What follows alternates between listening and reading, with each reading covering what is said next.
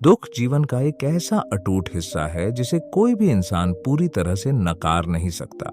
यह सच है कि हर इंसान की जिंदगी में दुख आता है, चाहे वो अमीर हो या गरीब, शिक्षित हो या अशिक्षित, बच्चा हो या बूढ़ा। दुख का आना हमारे हाथ में नहीं है, लेकिन उसका सामना करना हमारे हाथ में है। अक्सर लोग सोचते हैं कि आखिर दुख जीवन में क्यों आता है और इसका सामना कैसे करें। इस सवाल का जवाब सरल है, लेकिन इसे समझना और इसे अपनी जिंदगी में अपनाना एक चुनौती हो सकती है। दुख का कारण हमेशा एक जैसा नहीं होता। कभी यह हमारे अपने कर्मों का फल होता है तो कभी हालात की मजबूरियों का परिणाम। लेकिन हर दुख के पीछे एक सीख, एक अनुभव और एक नई दिशा छिपी होती है। इसे समझने के लिए आइए एक कहानी के माध्यम से जानें, जिसमें एक आम इंसान के जीवन में दुख, उसके संघर्ष और फिर उससे उभरने की यात्रा को दर्शाया गया है। अर्पित एक छोटा सा गांव में रहने वाला सीधा साधा युवक था। वह पढ़ाई में होशियार था और हमेशा बड़े सपने देखता था। उसके माता पिता एक छोटे किसान थे और घर की आर्थिक स्थिति भी काफी कमजोर थी। लेकिन अर्पित के मन में कुछ कर गुजरने की आग थी और वह चाहता था कि उसके परिवार का जीवन बेहतर हो। अर्पित ने शहर के बड़े कॉलेज में दाखिला लिया और वहां जाकर पढ़ाई शुरू की। पहले तो सब कुछ अच्छा चल रहा था, लेकिन जैसे जैसे समय बीता, अर्पित को एहसास हुआ कि महानगर में जीवन कठिन है। उसे अपने घर से दूर रहकर पढ़ाई करनी पड़ रही थी। दोस्तों का साथ नहीं था और खर्चे का दबाव भी था। यहां तक कि एक समय ऐसा आया जब उसकी पढ़ाई के खर्चे उठाने में उसके माता पिता को अपनी सारी जमा पूंजी भी लगानी पड़ी। अर्पित के जीवन में दुख की शुरुआत तब हुई जब उसके पिता अचानक बीमार हो गए। बीमारी इतनी गंभीर थी कि इलाज में बहुत सारे पैसे लग गए। अर्पित की पढ़ाई छूट गई और परिवार पर कर्ज का बोझ बढ़ता गया। उसे अपनी पढ़ाई छोड़नी पड़ी और घर आकर अपने पिता की देखभाल करनी पड़ी। इस दुखद समय में उसने सोचा कि उसके सारे सपने टूट गए। अर्पित कई बार खुद से सवाल करता, आखिर ये दुख क्यों आया है मेरे जीवन में? मैंने तो किसी का बुरा नहीं किया, हमेशा मेहनत की है, तो फिर ये सब मेरे साथ क्यों हो रहा है? उसकी आत्मा टूट चुकी थी। उसे लगने लगा कि अब उसका जीवन कभी भी बेहतर नहीं होगा। वह रात रात भर जागता, लेकिन उसके सवालों का कोई जवाब नहीं मिलता। एक दिन जब अर्पित एकांत में बैठा अपने दुख का हल ढूंढ रहा था, तब उसकी मुलाकात गांव के एक साधु महाराज से हुई। साधु ने उसके चेहरे की उदासी देखी और उससे इसका कारण पूछा। अर्पित ने अपने दिल का सारा दर्द साधु को बता दिया। उसकी बातें सुनने के बाद साधु मुस्कुराए और कहा, बेटा, दुख जीवन का हिस्सा है।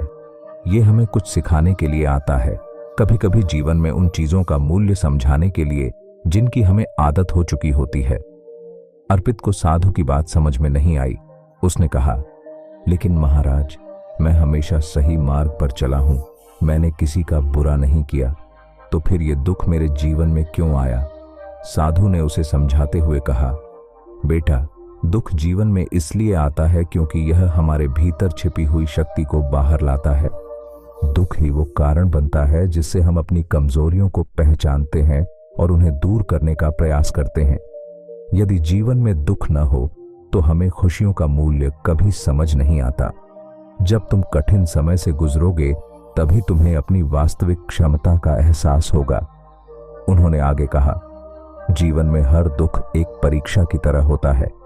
जब हम इसका सामना हिम्मत और धैर्य से करते हैं, तभी हमें जीवन में स्थिरता और आत्मविश्वास मिलता है। दुख से घबराने की बजाय इसे स्वीकार कर इसे एक सीढ़ी की तरह उपयोग करना चाहिए, ताकि हम अपने जीवन में आगे बढ़ सकें।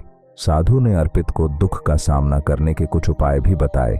उन्होंने कहा, सबसे पहले खुद पर भरोसा करो और इस बात को मानो कि यह समय भी बीत जाएगा। यह सोचो कि हर मुश्किल के बाद एक नया रास्ता निकलता है। दूसरा, अपने लक्ष्यों पर ध्यान केंद्रित करो और ये मत भूलो कि तुमने अपने जीवन में क्या उद्देश्य रखा है। यदि तुम धैर्य से काम लोगे और खुद पर विश्वास रखोगे, तो जीवन की हर मुश्किल को पार कर सकोगे। अर्पित ने साधु की बातें ध्यान से सुनी। उसे एहसास हुआ कि दुख जीवन का हिस्सा है और यह उसे कमजोर करने के लिए नहीं, बल्कि उसे सशक्त बनाने के लिए है। वह एक नए आत्मविश्वास से भर गया और अपने जीवन को एक नई दिशा देने का निर्णय किया। अर्पित ने फिर से काम करना शुरू किया। इस बार उसकी सोच बदल चुकी थी। उसने गांव के बच्चों को पढ़ाना शुरू किया, जिससे उसे कुछ पैसे मिलने लगे।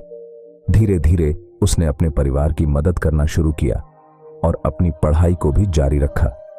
उसने एक बार फिर अपने लक्ष्य पर ध्यान केंद्रित किया और पढ़ाई पूरी करने के बाद एक अच्छी नौकरी हासिल की। अर्पित ने यह समझ लिया था कि जीवन में आने वाले दुख का उद्देश्य उसे रोकना नहीं था, बल्कि उसे आगे बढ़ाने और उसकी क्षमता को निखारने के लिए था। आज अर्पित एक सफल व्यक्ति है और उसने अपने संघर्ष से यह सीखा कि हर दुख हमें कुछ सिखाने के लिए आता है।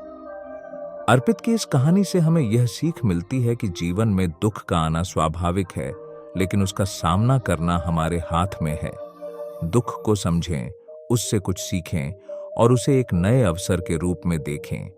यदि हम हर दुख को एक सकारात्मक दृष्टिकोण से देखेंगे तो वह हमें मजबूत बनाएगा और हमारे जीवन को नई ऊंचाइयों तक पहुंचाने का साधन बनेगा। दुख से हार मानने के बजाय उसका स्वागत कर उसे अपने जीवन में एक शिक्षक की तरह स्वीकार करें। तभी हम अपने जीवन को सच्चे अर्थों में समझ पाएंगे और एक सफल एवं खुशहाल जीवन जी पाएंगे। समय का प्रवाह अनवरत है। सुख दुख, आनंद विषाद, सफलता असफलता जीवन के हिस्से हैं। मनुष्य जीवन में संघर्ष भी है और अनिश्चितताएं भी, लेकिन गौतम बुद्ध का संदेश हमें सिखाता है कि चाहे समय कैसा भी हो, यदि मन को शांत रखा जाए तो जीवन में संतुलन और सुख बना रहता है। इस कथा के माध्यम से हम बुद्ध के जीवन से प्रेरित होकर समझेंगे कि कैसे कठिन परिस्थितियों में भी शांत मन से जिया जा सकता है और जीवन में सच्चे सुख की प्राप्ति की जा सकती है। बहुत समय पहले की बात है। एक गांव में धीरज नाम का एक युवक रहता था। धीरज एक साधारण किसान था जो अपनी मेहनत और ईमानदारी से अपना जीवन व्यतीत करता था। उसकी जिंदगी में सुख सुविधाओं का अभाव था, लेकिन फिर भी वह सच्चे अर्थों में खुश था। उसके जीवन का एक ही मंत्र था, जो कुछ है उसी में संतुष्ट रहो। एक दिन गांव में बुद्ध के आगमन की खबर फैल गई। गांव के लोग उत्साहित थे और सभी ने निर्णय लिया कि वे बुद्ध के उपदेश सुनने जाएंगे। धीरज को भी यह समाचार मिला और उसने सोचा कि उसे भी बुद्ध के दर्शन करने चाहिए। शायद उसे जीवन के कुछ नए पाठ मिलें जो उसे और भी स्थिरता व शांति प्रदान कर सकें। बुद्ध का प्रवचन आरंभ हुआ। उन्होंने सबसे पहले लोगों से कहा, जीवन में कोई भी चीज स्थायी नहीं है। समय हमेशा बदलता रहता है। कभी सुख के दिन आते हैं तो कभी दुख के, परंतु जो व्यक्ति इस सत्य को समझकर अपने मन को शांत रखना सीख जाता है, वही सच्ची शांति और स्थिरता प्राप्त कर सकता है। धीरज ने यह सुना और बहुत प्रभावित हुआ। उसने सोचा कि उसके जीवन में भी कई उतार चढ़ाव आए हैं, परंतु वह सदा यही मानता आया था कि ये सभी परिवर्तन अस्थायी हैं। बुद्ध की यह बात उसके मन में गहराई तक बैठ गई। कुछ दिनों बाद एक ऐसी स्थिति उत्पन्न हुई जिसने धीरज की शांतिपूर्ण दुनिया को हिलाकर रख दिया। उसके खेत में अचानक बाढ़ आ गई और उसकी पूरी फसल नष्ट हो गई।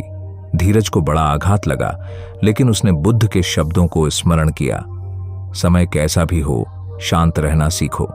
धीरज ने अपने आप से कहा, यह समय भी बदल जाएगा, यह दुख भी अस्थायी है। उसने कठिन परिस्थिति में भी हिम्मत नहीं हारी और अगले मौसम की तैयारी करने लगा। धीरे धीरे उसने अपने खेत को फिर से तैयार किया और फसल उगाने का प्रयास किया। उसकी मेहनत रंग लाई और 1 साल बाद उसकी फसल अच्छी हुई। इस कठिन समय में भी धीरज ने धैर्य बनाए रखा और बुद्ध का संदेश उसके दिल में गहरा बैठ गया कि चाहे परिस्थिति जैसी भी हो, हमें अपनी शांति नहीं खोनी चाहिए। समय के साथ धीरज ने महसूस किया कि वह पहले से अधिक स्थिर और शांत हो गया है। कठिनाई से उसने समझा कि समय का अस्थायित्व उसे और भी मजबूत बना सकता है। उसने अब रोज ध्यान लगाना शुरू कर दिया ताकि उसका मन और अधिक स्थिर रहे। वह अपने मन से संवाद करता, जब तक मन शांत रहेगा तब तक मैं किसी भी कठिनाई का सामना कर सकता हूं। समय चाहे कितना भी कठिन हो, मुझे अपना संतुलन नहीं खोना है। कुछ वर्ष बीतने के बाद एक बार फिर बुद्ध का उसी गांव में आगमन हुआ। इस बार धीरज उनके पास गया और कहा, हे तथागत, आपके उपदेश ने मेरे जीवन को नया अर्थ दिया है। मैंने सीखा है कि चाहे समय कैसा भी हो, मन को शांत रखना ही सबसे बड़ी साधना है। बुद्ध मुस्कुराए और बोले, धीरज, तुमने सही समझा। समय के प्रवाह में सब कुछ बदलता है, लेकिन जो व्यक्ति शांत मन से इन बदलावों को देखता है वही वास्तविक सुख और शांति प्राप्त करता है। जीवन की सच्चाई को समझने का यही मार्ग है। धीरज अब जीवन के अनुभवों से समृद्ध हो चुका था।